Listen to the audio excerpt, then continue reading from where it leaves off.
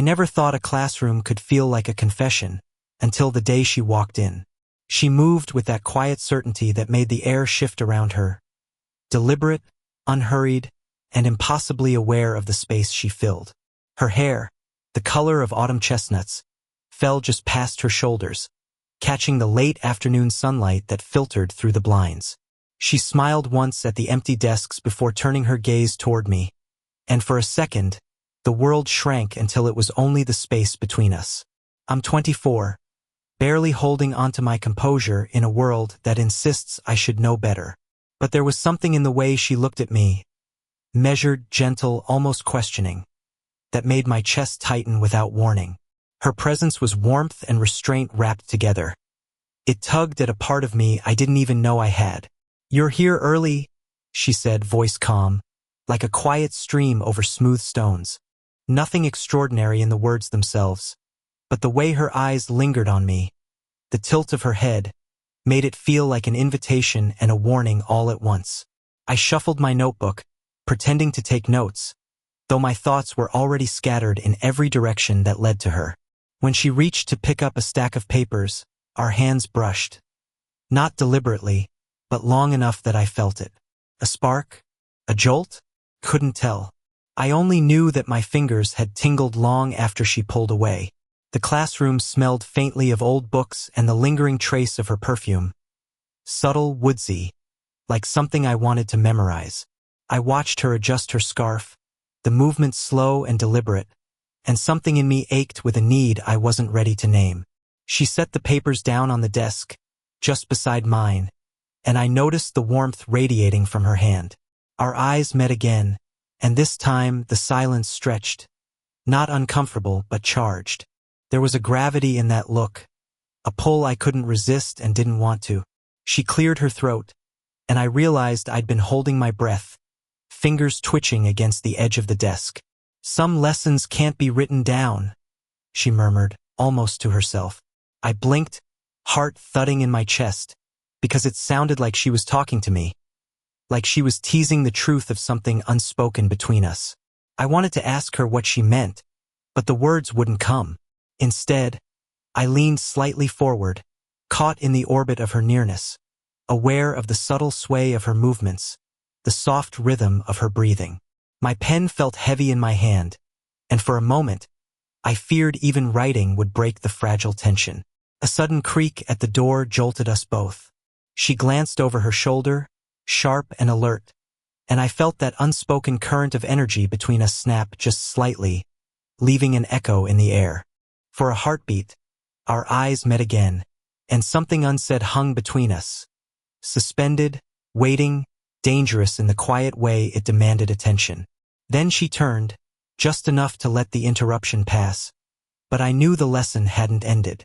Not by a long shot, and I couldn't stop thinking that, somehow, whatever was about to happen between us, it wouldn't be written down anywhere, except in the rhythm of our shared glances, the brush of a hand, the space between breaths. The next few days passed in a blur of normalcy that felt anything but normal when she was around. I found myself scanning empty hallways for the flicker of her presence, listening for the soft click of her heels on linoleum, timing my own steps so I'd pass by when she did. She seemed aware, or maybe I imagined it, of the way I lingered just a fraction too long. Her glance would brush mine, fleeting but deliberate, and I'd catch a flash of something behind her composed smile. Weariness, perhaps, or memory. I wondered what stories hid in the soft lines at the corners of her eyes, or the way she sometimes pressed her palm against her chest, as if steadying herself against something I couldn't see. I wasn't supposed to notice these things. She was my teacher, my mentor, and the world outside our little classroom would never approve. And yet, the urge to look, to be near, to feel her warmth, was almost uncontrollable. She carried herself with a grace that made it impossible to think of her as anything but poised, yet I caught hints of vulnerability, the quick dart of her gaze when someone knocked on the door, the way her fingers trembled as she sorted papers on her desk. Loneliness, maybe, or regret. Something in her aura whispered that she had lived, that she had loved and lost and carried secrets that no one should ever know. I thought about my own life, the mess of fledgling independence, the quiet ache of wanting someone to see me, truly see me. I was 24, impulsive and unsteady.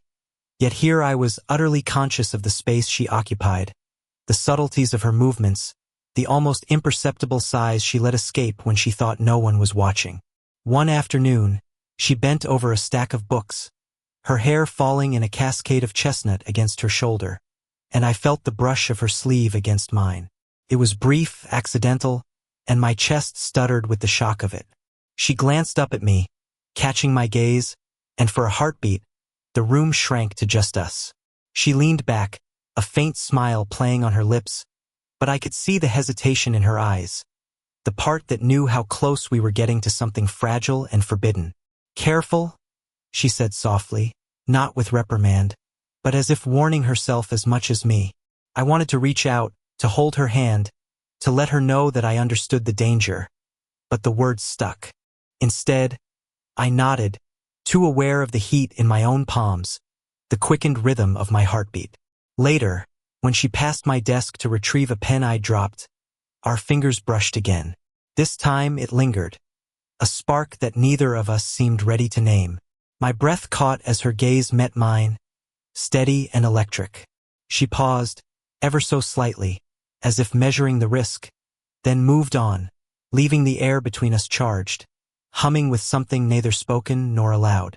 And in that silence, I realized we were both walking the same line.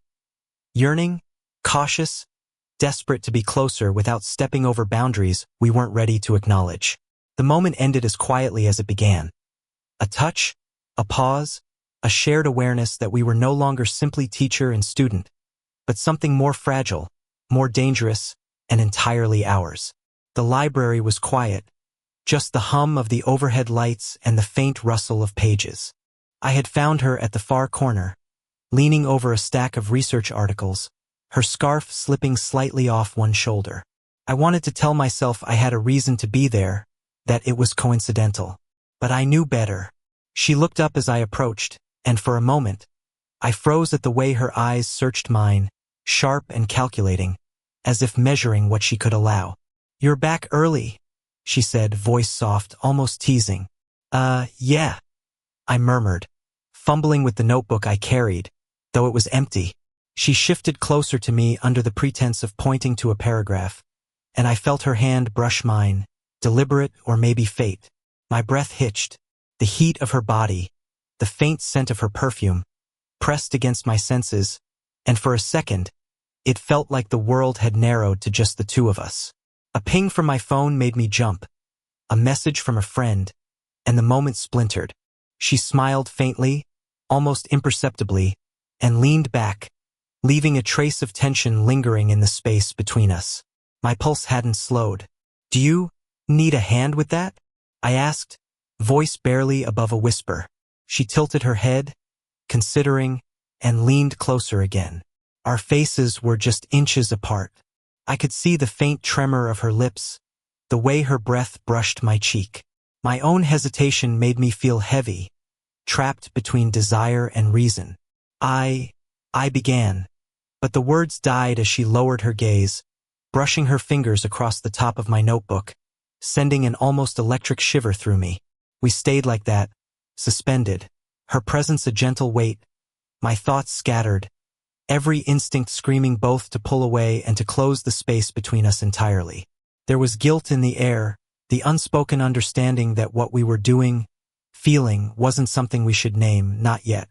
I caught myself leaning closer, drawn to the warmth of her neck, the soft curve of her jaw. She mirrored the motion, tilting toward me, a quiet invitation that made my chest pound. Almost. But then the sound of footsteps echoed from the corridor. Someone was coming. Her hand lingered on mine for a fraction longer than necessary before she pulled away, and I swallowed hard, feeling the ache of what we'd almost done. Yet, the unspoken connection remained. Tighter, heavier, more insistent than ever. She looked at me and I looked at her. No words, just the slow, deliberate rise and fall of our chests. Our bodies were closer than before, even as we tried not to acknowledge it. The air around us thick with the things we hadn't said. And in that silent heartbeat, I knew We were closer than ever, and nothing outside that room, nothing rational, could undo it. The rain had started softly, tapping against the window panes, a quiet rhythm that matched the thrum in my chest. She was in the office, organizing folders, but every movement seemed exaggerated, deliberate. I wanted to reach for her, to close the space that had been stretching between us for days, but I held back, fear tangled with longing. Her eyes caught mine over the edge of the desk, a fleeting look that made my breath hitch. There was something in that gaze, frustration, desire, maybe even fear, that mirrored what I felt. I wanted to say something, anything, but my voice caught in my throat. "Why do you always look like you're thinking too much?" she asked softly, almost teasing, but there was an edge to her tone that made me tense. I don't know," I admitted, voice low, because saying anything more would have revealed too much. And yet, the confession hung in the air between us. I moved a step closer under the pretense of picking up a fallen pen. Her hand brushed mine, deliberate, lingering. I could feel the warmth of her skin, the subtle tremor beneath my fingers. She didn't pull away. Instead, she tilted her head, letting a strand of hair fall across her face, and I couldn't resist. I lifted it gently, tucking it behind her ear. My fingers lingered, grazing the curve of her jaw, and my heart slammed against my ribs. She shivered, almost imperceptibly, leaning a fraction closer. I could smell her perfume, warm and subtle, like something I wanted to memorize, and I realized I had been holding my breath. The space between us was charged, delicate and dangerous all at once. "I shouldn't," she murmured, voice low, as if she were warning herself. Her words trembled, a confession disguised as restraint. I wanted to tell her that I didn't care, that all reason, all rules, could be ignored for just a moment. But instead, I whispered, almost inaudibly, "I can't stop thinking about you." Her eyes widened, and for a heartbeat, the world fell away. I could feel her leaning closer, the subtle warmth of her body pressing near mine. Our faces were inches apart. I could feel her breath brush against my cheek, taste the tension in the air. Then she exhaled sharply, a sound somewhere between frustration and surrender. I felt her hand tighten slightly on the edge of the desk, as if holding herself back, or holding me back.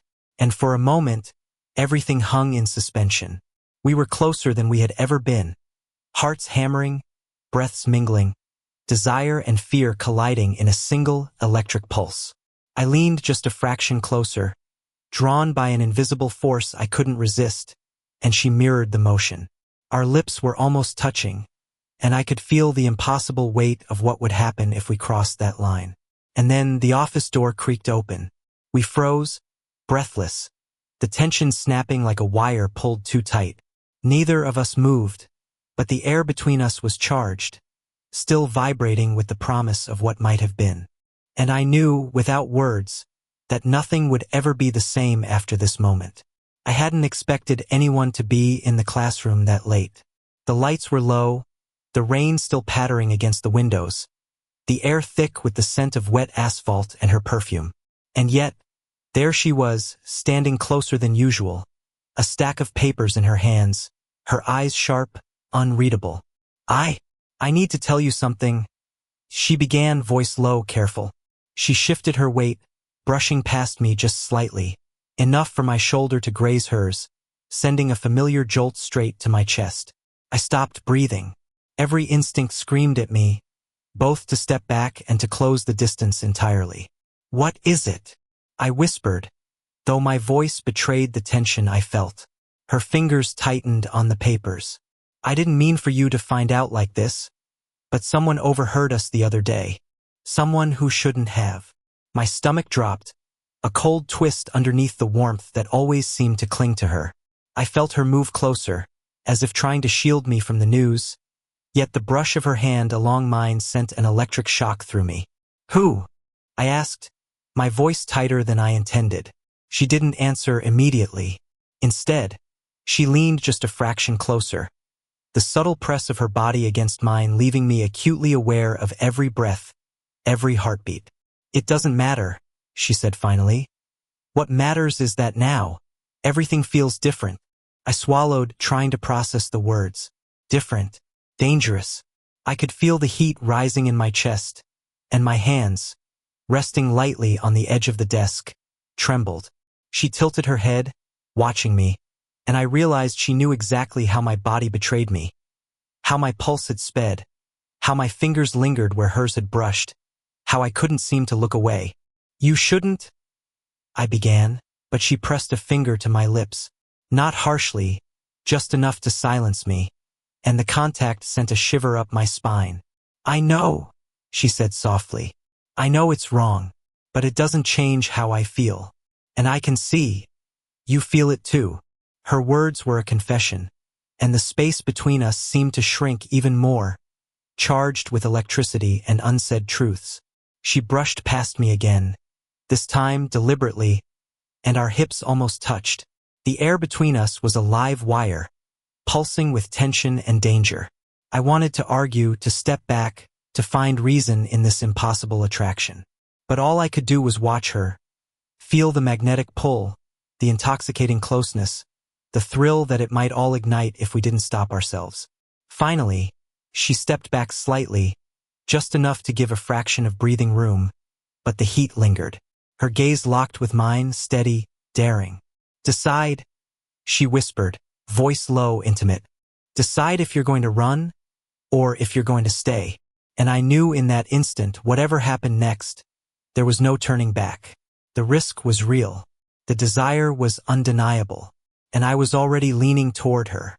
The classroom was deserted, the storm outside drumming a relentless rhythm against the windows. She stood near the desk, her scarf slipping slightly from one shoulder, the dim light catching the glint in her eyes. I could feel the pull of her presence before I even moved, a gravity I had no intention of resisting. "Are you sure?" I asked, my voice low, almost trembling. The words sounded inadequate, too small for the weight of everything between us. She stepped closer, and I felt the heat of her body brush against mine. My chest tightened, my pulse hammering. She was closer than I had ever allowed myself to be, yet there was still a fragile space between us, as if the universe was daring us to cross it. "I don't know," she admitted, voice soft but raw. "I shouldn't. But I can't stop thinking about you either." Her honesty hit me like a physical blow, and I realized I had been holding back not out of reason, but fear of what others might think, fear of crossing a line I didn't even know existed until now. I reached for her hand. The contact was electric. She didn't pull away. Instead, she let her fingers intertwine with mine. It was a confession in itself, a surrender without words. The air between us felt thick, almost tangible. Every subtle movement, the tilt of her head, the brush of her hair from her face, the slight shiver when our bodies drew closer, spoke louder than any declaration could. My voice dropped to a whisper. I don't care about the rules. I just want this. Want you." Her lips parted slightly, a soft intake of breath, and she leaned into me, so close that I could feel the warmth of her cheek, the steady rhythm of her heartbeat. I could taste the tension, the longing, the vulnerability she carried so carefully in her poise. "I want this too," she whispered, eyes locked on mine. "But we have to be careful. We have to be honest." We stayed like that for a long beat, suspended in a moment that was fragile and infinite. I could feel her hand pressing lightly against my chest, my palm resting against her arm. Our proximity was dizzying, terrifying, exhilarating, all at once. Then, slowly, we leaned toward each other, the world narrowing until it was just the two of us, breaths mingling, hearts synchronized in the electric tension of finally admitting what we had both been feeling. And in that suspended instant, before anything could be said or done, I realized something vital. We understood each other fully. Not in words, not in logic, not in reason, but in the raw, human way that only comes when you've been close to losing what you can't name. I exhaled, and she mirrored me. Fingers still entwined, eyes locked, heart still racing, and for the first time, I knew, whatever came next, we were both choosing it, together. The rain had stopped, leaving the streets glistening under the soft glow of evening lamps. We stayed in the classroom longer than either of us had planned, the silence around us no longer charged with tension but gently settling, as if the world itself had granted us this small, private space. She leaned against the desk, and I stepped closer, fingers brushing hers. No hesitation this time. Our hands intertwined naturally, the simple connection grounding us after weeks of stolen glances and near confessions. I could feel the warmth of her hand in mine, steady and reassuring, a quiet anchor in a world that had suddenly felt unstable. "You're really here," she murmured, her voice soft, almost a sigh. Her eyes held a mix of relief and something deeper. Trust, perhaps, or the unspoken acknowledgement that we had crossed a line and found something worth keeping. I said, voice low, sincere, "and I'm not going anywhere." She smiled, that subtle, graceful curve of her lips that had captivated me from the start. Slowly, deliberately, she leaned closer, pressing her forehead to mine. The contact was intimate but gentle, a quiet confession without words. I could feel the heat of her skin, the rhythm of her breath, and in that moment, everything fell into place. We stayed like that, just breathing, fingers still entwined, hearts synced in a rhythm that needed no explanation. There was no rush, no pressure, just the warmth of presence, the comfort of being seen and accepted without pretense. "You're older than me," I said finally, a hint of a nervous laugh in my voice. "And you're younger," she replied, teasing lightly, but her eyes softened immediately, the playfulness melting into tenderness. "But none of that matters. Not here, not now." Her words settled in me like sunlight after a storm. All the fears, all the hesitation, the whispers of judgment, they melted away. What remained was honesty, desire tempered with care, and a deep, abiding recognition of each other. I pulled her into a hug, long and unhurried, feeling her rest against me, her hands sliding around my back, grounding me. When I finally tilted my head to kiss her forehead, she smiled against me, eyes closing, contentment radiating from every line of her body. We stayed like that for a while, quiet and together, until the first soft stars appeared in the sky outside. And I realized that this messy, human, perfectly imperfect closeness was what I had been searching for all along. We had crossed lines, taken risks, and yet, here we were, together, fully seen, fully understood, and ready to navigate whatever came next. And as we finally separated, just enough to look at each other, I whispered, "Some lessons really can't be written down." She laughed softly, brushing a stray hair from my forehead. "No, they can't." Did you enjoy the story? What kind of stories would you like to hear next?